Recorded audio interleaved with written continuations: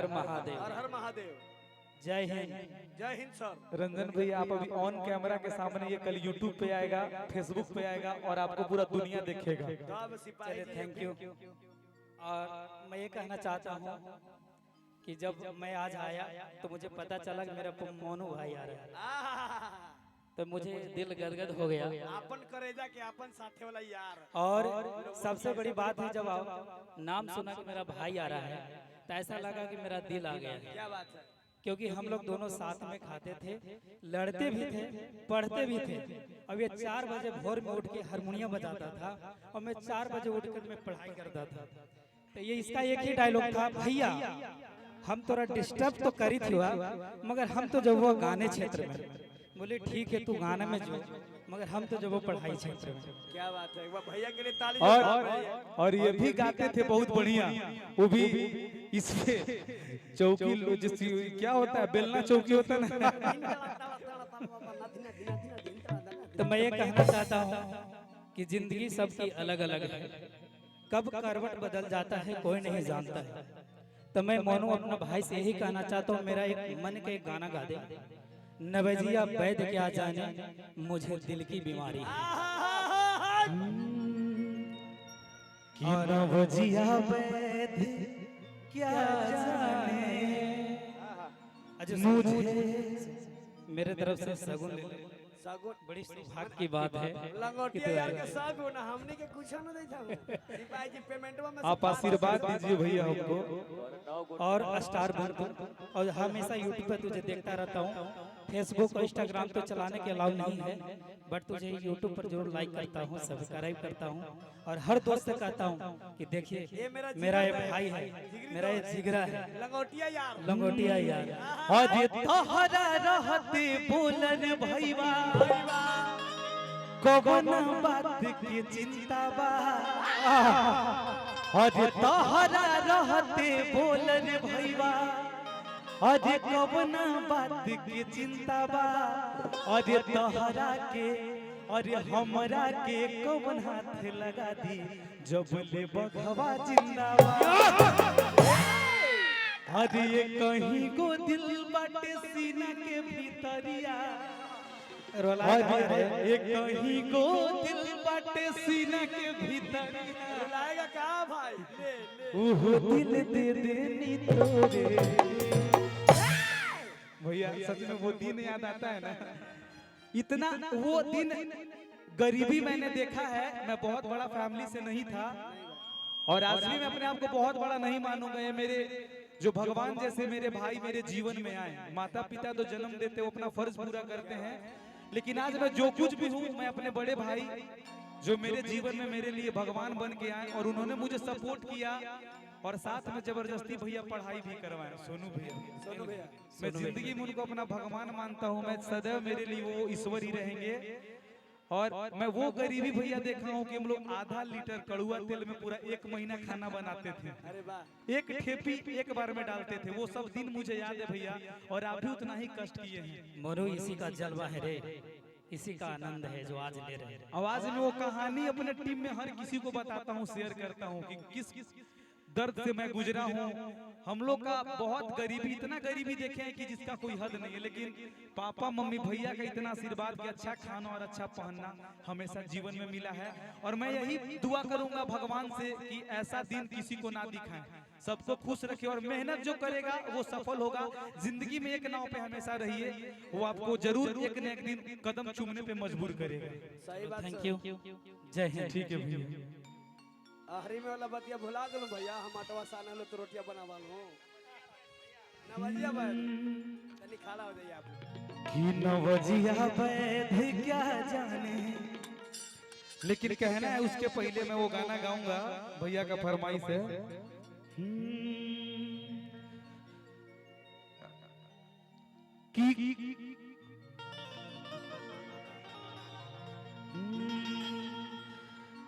कि कौनो दिनवा शिकार हो जइबू, कि कौनो दिनवा सही बात है, असली शिकार। शिकार हो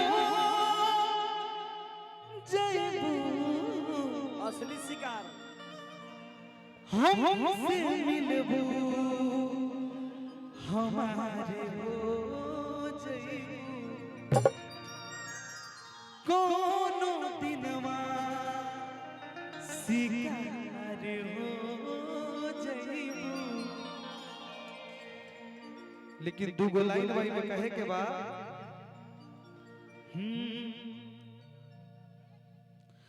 हाँ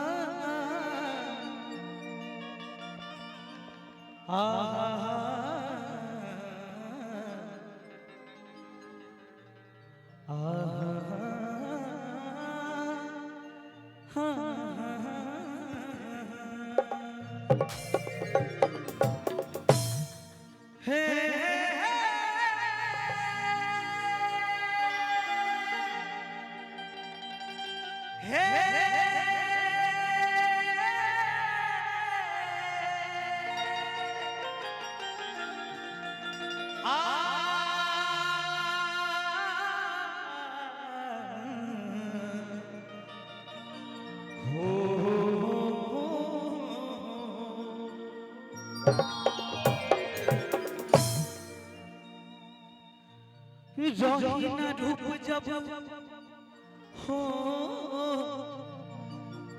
रहीना रूप जब तोहरा गुमान का करबू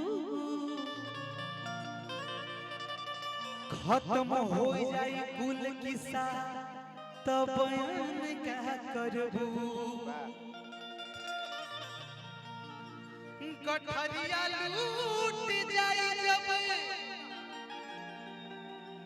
और जियान का करबू लगा के दाग देहिया में बखान का करबू कौन दिनवा शिकार हो जइबू कि कोनो दिनवा शिकार हो जइबू। आप लोग भी आइए ना, हमसे मिलबू हमारे हो जइबू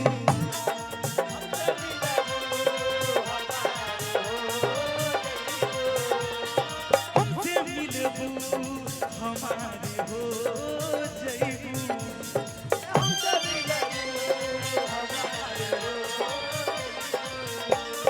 कोनो दिनवा आ जाओ ना यार कोनो दिनवा शिकार हो जइबू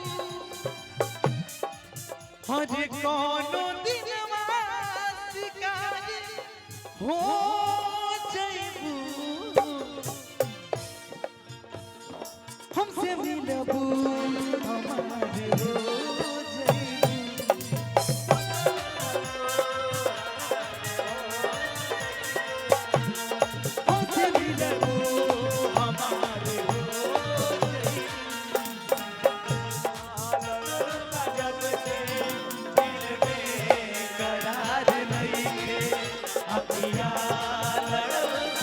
दिल में करार नहीं हम गई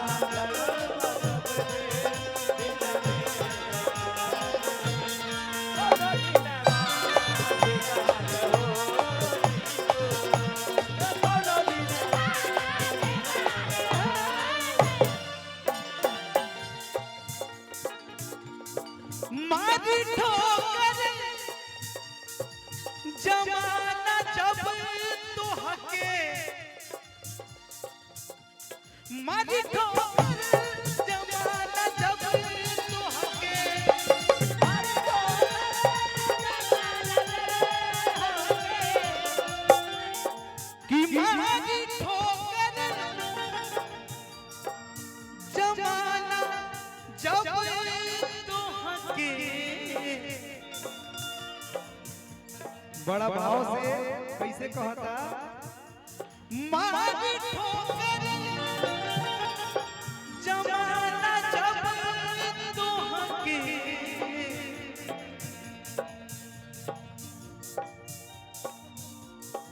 चंद नदिया के पारी हो जाइबू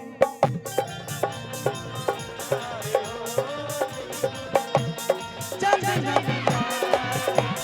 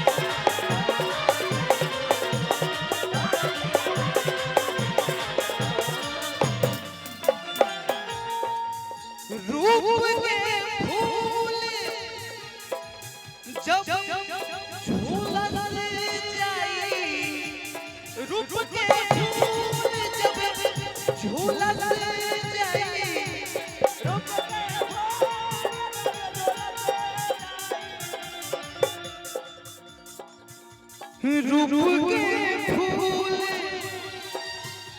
जब झूलल जाई कोनो दिनवा शिकार हो जाई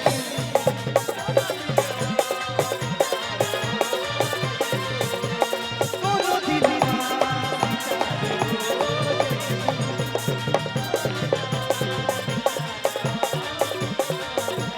हमसे मिलबू हमारे हो जाइबू हमसे मिलबू हमारे